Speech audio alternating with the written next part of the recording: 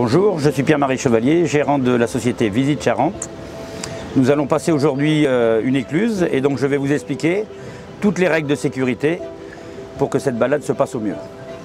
Alors nous sommes avec Louis et Elisa qui ont pris le bateau pour la journée et on va donc commencer par l'accostage.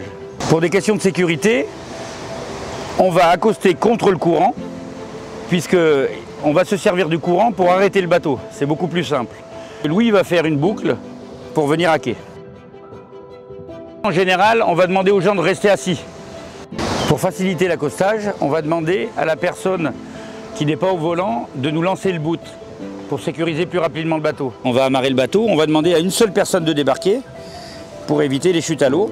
Donc Louis, si tu veux descendre, Elisa va reprendre le volant.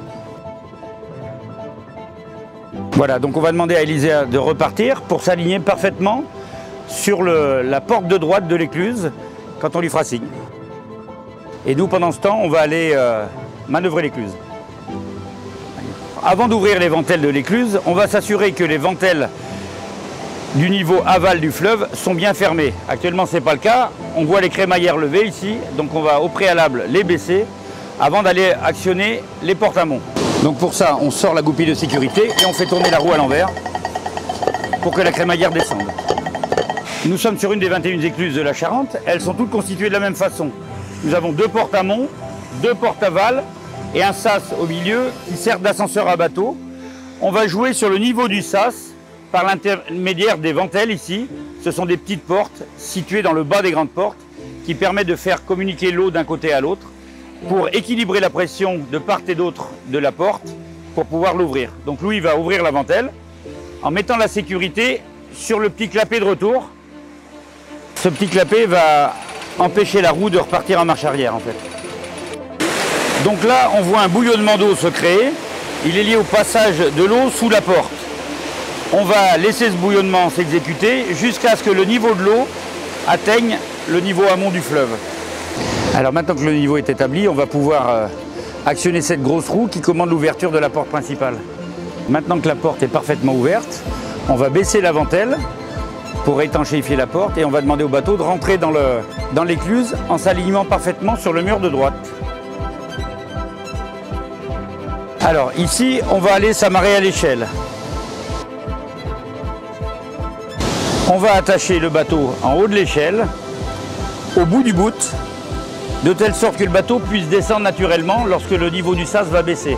Maintenant que le bateau est entré dans le sas, on va actionner les ventelles des portes aval pour pouvoir faire baisser le niveau au niveau inférieur du fleuve.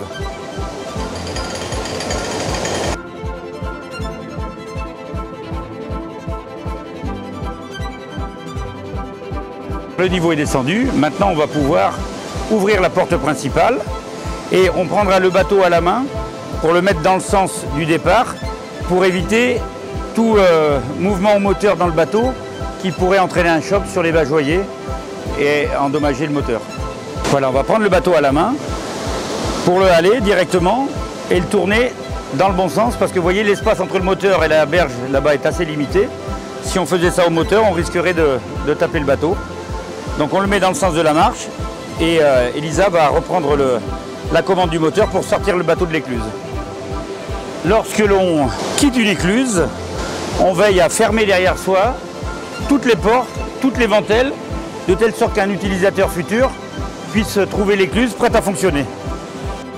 Et donc, à nouveau ici, Elisa va venir accoster pour récupérer son passager. En faisant très attention lors de l'embarquement, à attacher le bateau là aussi, pour pouvoir embarquer en toute sécurité.